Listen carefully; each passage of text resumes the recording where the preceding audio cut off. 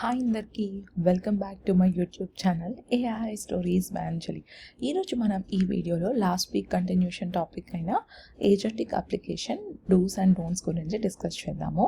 So already మనము 4 do's and don'ts అనేది discuss చేసేసాము లాస్ట్ పార్ట్ 1లో. సో ఇప్పుడు మనం పార్ట్ 2లో ఇంకొక 4 డిస్కస్ చేద్దాం. అందుకన్నా ముందు ఎవరైనా మన ఛానల్ని ఫస్ట్ టైం చూసినట్టయితే లైక్ చేసి షేర్ చేసి సబ్స్క్రైబ్ చేసుకోవడం మర్చిపోకండి. అలాగే బెల్ ఐకాన్ని కూడా ట్యాప్ చేయండి. అండ్ ఎవరైతే నా ఛానల్ని సబ్స్క్రైబ్ చేసి నాకు సపోర్ట్ చేస్తున్నారో వాళ్ళందరికీ బిగ్ థ్యాంక్ యూ. సో ఇంకెందుకు ఆలస్యం వీడియోలోకి వెళ్ళిపోదాం. సో మనం 5th డూస్ అండ్ డోంట్స్లో 5th వచ్చేటప్పటికి కాంటెక్స్ట్ గురించి డిస్కస్ చేద్దాం. సో ఒక మెయిన్ థింగ్ మనం గుర్తుపెట్టుకోవాల్సింది ఏంటంటే ఏజెంటిక్ అప్లికేషన్స్ కానీ ఎల్ఎల్ఎమ్స్ కానీ ఏవైనా సరే కాంటెక్స్ట్ బేస్ చేసుకొని ఉంటుంది అనమాట. సో ఎక్కువగా మనము ఎంతైతే కాంటెక్స్ట్ వాటికి ప్రొవైడ్ చేస్తామో, ఎంతైతే కాంటెక్స్ట్ వాటికి మనము కరెక్ట్గా పంపిస్తామో అంత బెటర్ పర్ఫార్మెన్స్ అనేది మనకు ఉంటుంది అనమాట. సో ఈవెన్ మనకి ఎల్ఎల్ఎం అనేది నాలెడ్జ్ బేస్లో ట్రైన్ అయి ఉన్న బిలియన్స్ ఆఫ్ పారామీటర్స్తో ట్రైన్ అయి ఉన్న మనము ఎంతైతే కాంటెక్స్ట్ పంపిస్తామో దాన్ని బేస్ చేసుకునే అది యాక్ట్ అనేది జరుగుతుంది అనమాట. ఎందుకంటే దానివల్లే అది ట్రిగరింగ్ అనేది జరుగుతుంది అనమాట. సో కాంటెక్స్ట్ అనేది చాలా ఇంపార్టెంట్. ఈ విషయం అనేది మీరు గుర్తుపెట్టుకోవాల్సి ఉంటుంది అనమాట. సో ఎప్పుడైనా సరే ఒక అప్లికేషన్ డెవలప్ చేసేటప్పుడు మీరు రిలవెంట్ కాంటెక్స్ట్ని ప్రొవైడ్ చేయడానికి ట్రై చేయండి. అలాగే ఎక్కువ కాంటెక్స్ట్, అలాగే కరెక్ట్ అయిన కాంటెక్స్ట్, అంతేగా నాయిస్ ఉన్న డేటాను పంపించినే వేస్ట్ ఉంటుంది అనమాట. సో మంచిగా చేయాలన్నమాట. Next leverage your users.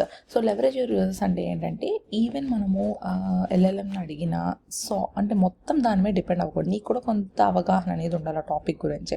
అలాగే నీకు కూడా కొంచెము రియల్ వరల్డ్లో అసలు అది ఏంటి అదే తెలిసి ఉండాలన్నమాట. అంతేగాని అది ఏదో ఇచ్చింది కదా అని చెప్పి దాన్ని గుడ్డిగా నమ్మేసేసి అలానే ఫాలో అవ్వటానికి అనేది చేయకూడదు అనమాట. సో అలా చేయటం వల్ల డిఫరెంట్ కాన్సిక్వెన్సెస్ అనేవి రియల్ వరల్డ్ మనం ఫేస్ చేసుకోవాల్సి ఉంటుంది అనమాట. సింపుల్ ఎగ్జాంపుల్ చెప్తాను. సో యూజువల్గా మనకి ఇప్పుడు చాలామంది ఈ చాట్‌జీపీటీ వచ్చిన తర్వాత కూడా అంటే కొన్ని సినారియోస్ అనేది మనం చూస్తూ ఉంటున్నాము. అంటే చిన్న విషయం కూడా దాన్ని అడిగేయటము, అది ఏం చెప్తే గుడ్డిగా దాన్ని నమ్మడం. ఎస్పెషల్లీ హెల్త్ కేర్లో అండ్ మనం ఏదైనా మెడిసిన్స్ తీసుకోవాలనుకున్నా, అంటే సొంత వైద్యం చేసుకోవాలనుకున్నా, లేకపోతే కొంతమంది అయితే దారుణంగా ఈవెన్ లైక్ డెలివరీ ఇట్లా చేయాలనుకున్నా ఇంట్లోనే ఆ యూట్యూబ్ వీడియోస్ కానీ చాట్‌జీపీటీ ఏం చెప్తే అది వింటున్నారనమాట. సో అది చాలా తప్పు అనమాట.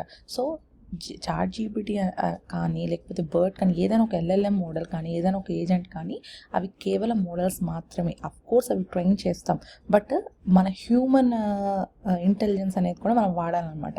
నీ సొంత తెలివి, అలాగే ఏదైతే విషయం నువ్వు అడుగుతున్నావో వాటి మీద నీకు కొంచెం జ్ఞానం తెలిసి ఉండాలి.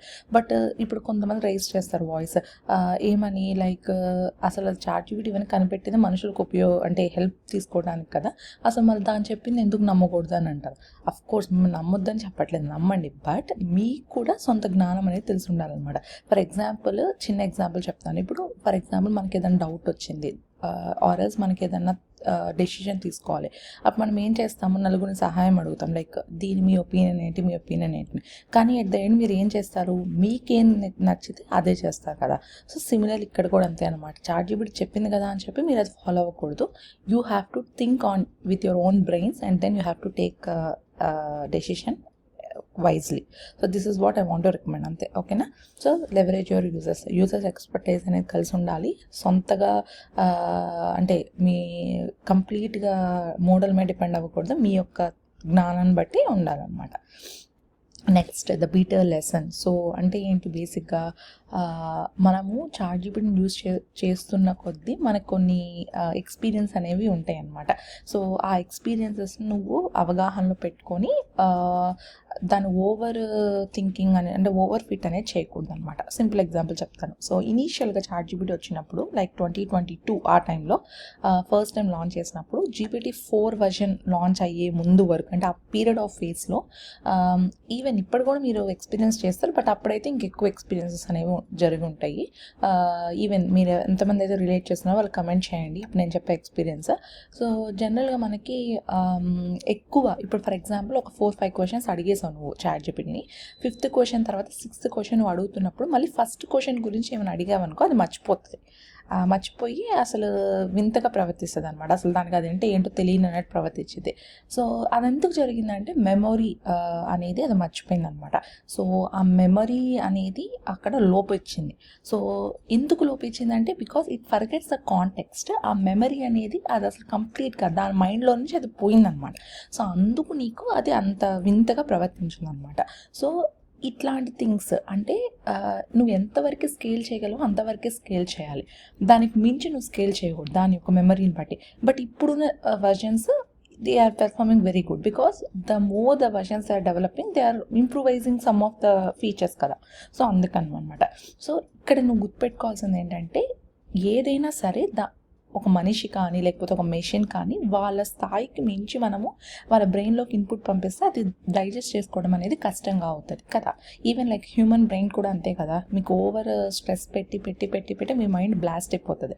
సిమిలర్లీ మెషిన్ కూడా అంతే అనమాట. స్కేలబిలిటీ అనే ఒక ఫీచర్ ఉంటుంది అనమాట. సో స్కేలబిలిటీ అంటే ఏంటంటే expand based on the need అనమాట. సో స్కేల్ అవుతూ ఉంటుంది, అంటే ఇంక్రీజ్ అవుతూ ఉంటుంది అనమాట.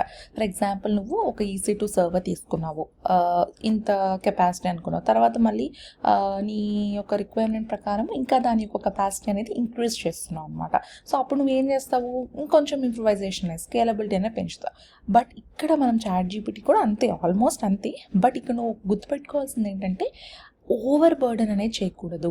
ఆ మెషిన్ని ఓవర్ థింక్ అనేది చేయకూడదు అనమాట LLM మోడల్ని. ఓకేనా. సో అదొక లెసన్ అనేది నేర్చుకోవాలి. Next 8th one, measure everything. So measure everything అంటే ఏంటంటే నువ్వు ఏదైతే చేస్తున్నావో సో అవన్నీ కూడా నువ్వు అసెస్ చేయాలన్నమాట. ఫర్ ఎగ్జాంపుల్ సేమ్ లైక్ మనము చిన్నప్పటి నుండి చదువుతూ వచ్చాము ఇక్కడి వరకు.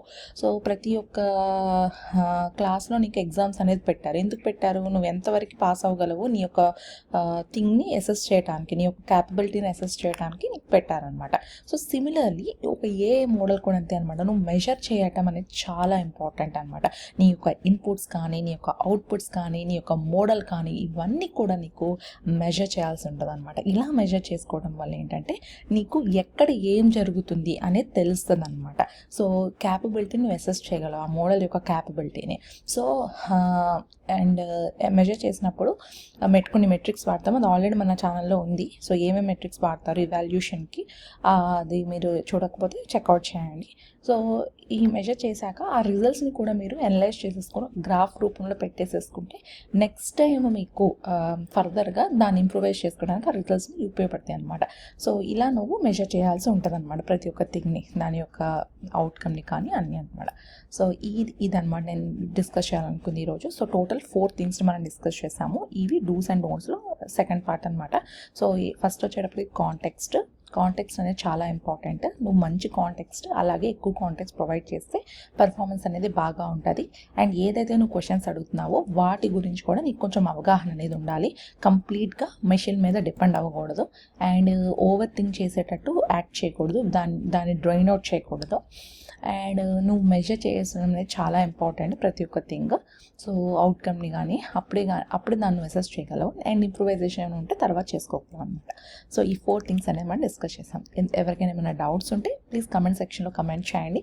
అలాగే బెల్ ఐకాన్ కూడా ట్యాప్ చేయండి. అండ్ కొన్ని క్వశ్చన్స్ నేను డిస్కస్ చేస్తాను, నాకు వచ్చిన questions. And 1-on-1 sessions are open. So ఎవరికైనా మీకు కావాలనుకుంటే లింక్డ్ఇన్లో నాకు మెసేజ్ చేయండి. అండ్ కొన్ని క్వశ్చన్స్ ఉన్నాయి కదా, సో 2 క్వశ్చన్స్ నేను ఆన్సర్ చేస్తాను. ఫస్ట్ క్వశ్చన్ వచ్చేటప్పటికి రెజ్యూమ్ టిప్స్ అడుగుతున్నారు. సో రెజ్యూమ్ టిప్స్ నేను అంటే నాకు తెలిసినవి చెప్తాను and I don't think like ఇవే ఫాలో అవ్వాలి అని. సో ఫస్ట్ వచ్చేటప్పటికి కామన్ మిస్టేక్ ఏంటంటే కంప్లీట్గా జాబ్ డిస్క్రిప్షన్లో ఉన్నవన్నీ యాస్టీస్ జీపీటీకి ఇచ్చేసేసి యాస్టీస్ పెట్టేస్తున్నారు.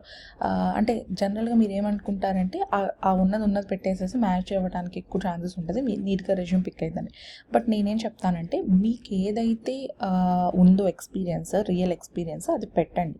అండ్ రెలివెంట్ స్కిల్స్ ఉంటాయి కదా జాబ్ డిస్క్రిప్షన్లో, అది మీరు వర్క్ చేసినట్టు మీ వర్క్ ఎక్స్పీరియన్స్లో యాడ్ చేయండి స్కిల్స్. అంతేగాని కంప్లీట్గా మీ రియల్ ఎక్స్పీరియన్స్ తీసేసి అది ఏమైతే ఇస్తుందో ఆ చాటభారతం అంతా ఇందులో పెట్టేసేస్తే that is of no use అని నేను చెప్తాను. నెక్స్ట్ వచ్చేటప్పటికి I think just a moment. So referral కోసం అడుగుతున్నారు. సో ఫస్ట్ థింగ్ వచ్చేటప్పటికి నేను రిఫరెన్స్ ఇస్తాను. మీరు నాకు ఎవరైతే మెసేజ్ చేస్తారో అందరికీ నేను రిఫరెన్స్ ఇస్తున్నాను. That's not a big thing. But ఒక విషయం మీరు గుర్తుపెట్టుకోవాల్సింది ఏంటంటే జనరల్గా చాలామందికి స్పాన్సర్షిప్ అనేది కావాలి. సో మీరు ఏం చేస్తున్నారంటే ఆ జాబ్ డిస్క్రిప్షన్లో ఉన్న థింగ్స్ ఏమి చదవకుండా డైరెక్ట్ రిఫరెన్స్ ఇవ్వండి అని చెప్పి నా దగ్గరకు వస్తున్నారు. నేను రిఫరెన్స్ ఇచ్చాక మీకు వెంటనే రిజెక్షన్ మెయిల్ వచ్చాక మళ్ళీ నన్ను అడుగుతున్నారు రిజెక్షన్ వచ్చేసింది నాకు అనండి. సో నేను ఏం చెప్తానంటే మీకు అసలు ఏం కావాలో మొత్తం క్లారిటీగా జాబ్ డిస్క్రిప్షన్ చదవండి. మీకు అక్కడ రిక్వైర్మెంట్స్ లేవనుకోండి, you no need to come to me, right? So ఒకసారి అది అసెస్ చేయండి. ఎందుకంటే చాలామంది అట్లానే వస్తున్నారు. మళ్ళీ నేను వాళ్ళకి చెప్తున్నాను. సో ఇదంతా రిపీట్ అవుతుంది. So don't want to repeat that. So just please make sure if you don't need sponsorship then go ahead. If not please stop it. Okay, so అదే. బట్ ఈ 2 క్వశ్చన్స్ నేను ఆన్సర్ చేద్దాం అనుకున్నాను. And 1-on-1 sessions are open, you can book. Okay, so thank you so much for watching my video. మీకు ఏమైనా doubts ఉంటే comment సెక్షన్లో comment చేయండి. నెక్స్ట్ వీక్ మళ్ళీ మనం పార్ట్ 3లో కలుద్దాం.